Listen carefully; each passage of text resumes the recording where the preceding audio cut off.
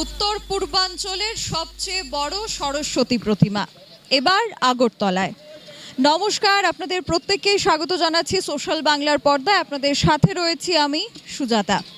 এই মুহূর্তে আমরা রয়েছি রাজধানী আগরতলার আগরতলা পুর নিগমের 40 নম্বর ওয়ার্ডে, বর্দোয়ালি 40 নম্বর ওয়ার্ডে আমরা দাঁড়িয়ে আছি। এবং এখানে বিগত বেশ কিছু বছর ধরে কিন্তু একটা ঐতিহ্যকে বহন করে নিয়ে যাওয়া হচ্ছে, এবং সেই ঐতিহ্য হচ্ছে যে উত্তর পূর্বাঞ্চলের ত্রিপুরার সবচাইতে বড় সরস্বতীর প্রতিমা, এবং তার উচ্চতা হচ্ছে 40 ফুট। সামনেই বাগদেবীর আরাধনায় ব্রতী হবে সবাই, এবং তার আগে আমরা সরাসরি আপনাদের সাথে রয়েছি। বাগদেবীর আরাধনায় ব্রতী হওয়ার আগে এই এক ঐতিহ্যবাহী মূর্তি, যেখানে রয়েছে সাবেকিয়ানা, যেখানে রয়েছে ঐতিহ্য, 40 ফুট উচ্চতার একটি প্রতিমা মায়ের,